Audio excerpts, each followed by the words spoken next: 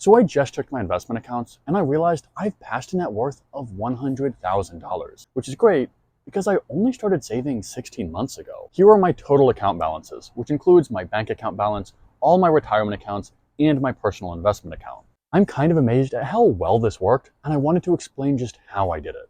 But first, let me take you back to the beginning. My goal since I was a teenager was to reach financial freedom before I turned 30 years old. And in July of 2022, I graduated college, moved to Washington, D.C., and began my very first job. And since I did that, I've been tracking my finances to document my journey to financial freedom. This video is my best attempt at summarizing those findings, and even more importantly, helping you do the exact same thing. Because the reality is, most people aren't anywhere close to financial freedom. There are millions of people working so hard at jobs that they don't enjoy just so that they can survive. That just didn't sound like the life that I wanted to live. And saving your first $100,000 is a huge step towards complete financial security. But when I was doing some research to see how other creators advise people to save their first $100,000, I realized something. If I had to start from the very beginning, I wouldn't do a lot of the things that you'll be told to do. I wouldn't buy real estate, I wouldn't start a side hustle, and I wouldn't try to increase my income at all. And that's not all talk. I didn't do any of those things to save my first $100,000. But before I started my journey to saving $100,000, the very first thing I did was set some goals. And to be totally honest, my goal was not to save $100,000. That's a bad goal because you might end up building a lifestyle that helps you save $100,000, but doesn't set you up for later success. What I really wanted to achieve was financial freedom. And that will take a lot more money and a lot more time. So even if I could save $100,000 faster, I don't want to get burnt out in the process. That would make it completely unsustainable. So goal number one is to not work more than 8 hours a day, at least not consistently. But I do want to save my first $100,000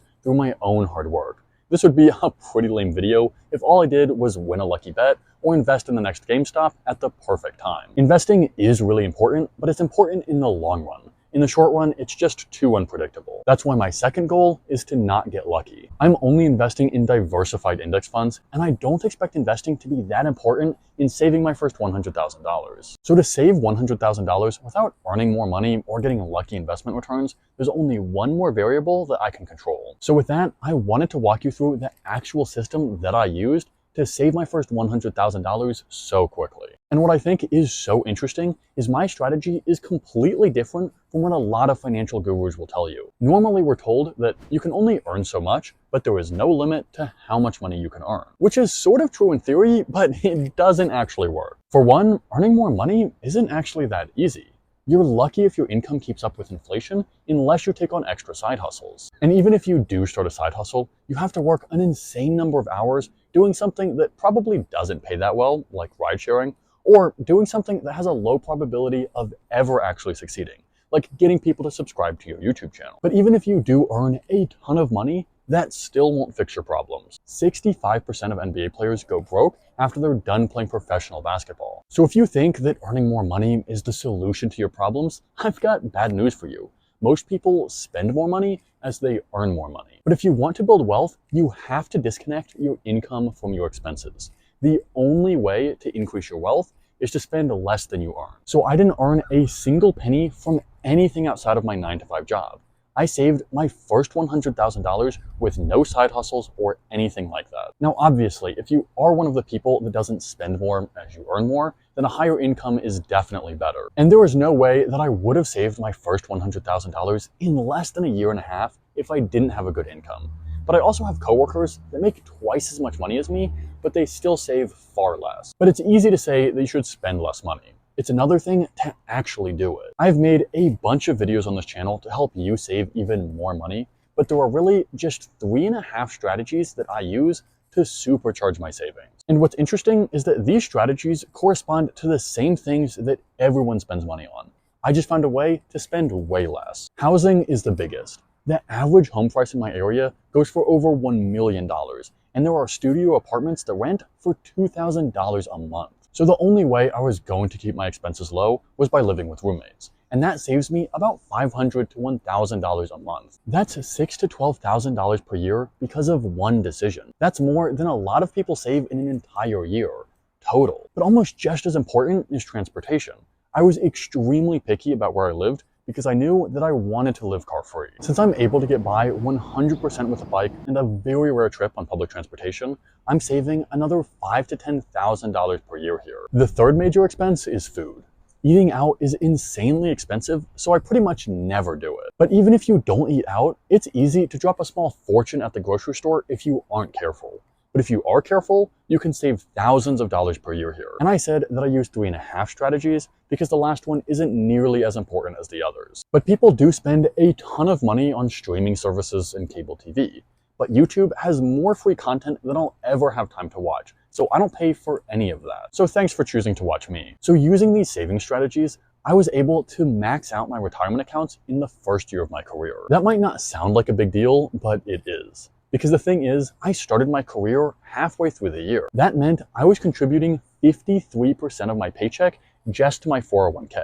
The HR department literally emailed me because they thought I'd made a mistake. And I was just barely able to max out my Roth IRA too. So in the first 5 or so months of my career, I was able to save about $27,000, all of it in retirement accounts. I had to work so hard to maximize my retirement accounts that I wasn't able to save anything else.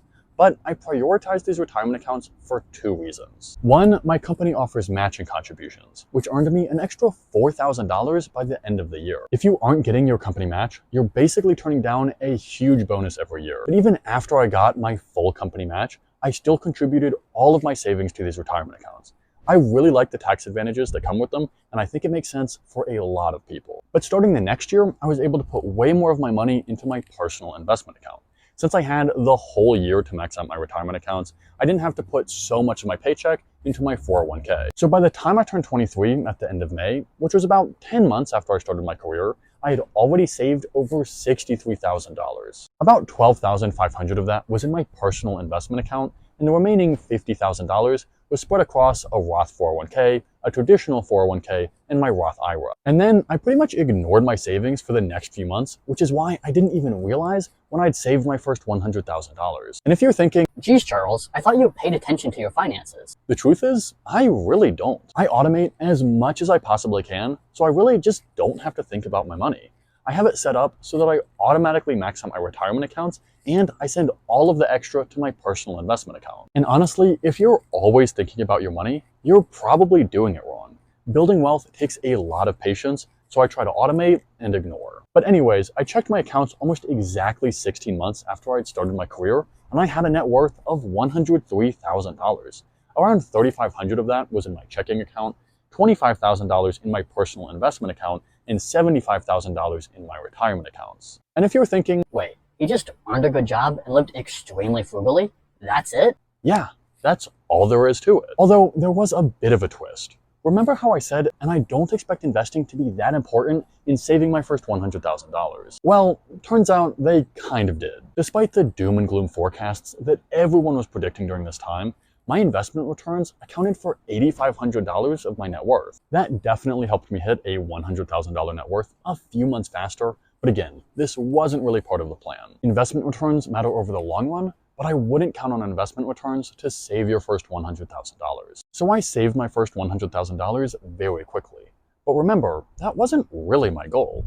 My real goal was to not work more than 40 hours a week and to not get lucky. So did I achieve my goals? Well, there were a few weeks that I worked more than 40 hours, but they were the exception. And that is definitely not the case everywhere in the tech industry. Now, if you count how much work I've put into this YouTube channel, then yeah, I worked way more than 40 hours per week. But I don't count that because I didn't earn a single penny from this YouTube channel during this time period. As for getting lucky, my investment returns were definitely a little higher than an average year, which is one of the reasons that I saved $100,000 without even realizing it. But in the long run, this year still wasn't that exceptional. And even if I'd earned nothing from my investment returns, I still would have saved my first $100,000 just a few months later. So even though I've been obsessed with reaching financial freedom since I was a teenager, I'm still pretty shocked at how well this worked. If I can keep this up, I should be financially independent at 28 years old, even if nobody ever subscribes to this YouTube channel. So if I can retire in my 20s, then you can retire in your 30s, 40s, or 50s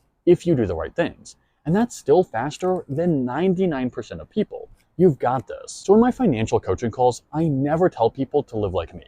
I'm an extreme example, but I make these videos to inspire people. There are a lot of people that have to work into their 60s, and I don't want you to be one of them. I truly believe that just about anyone can reach financial freedom, even people with a low income. In fact, even if I made less than half as much money, I'd still be able to retire before I turned 40. I explained why in this video, along with the 7-step roadmap that you can use to retire early yourself.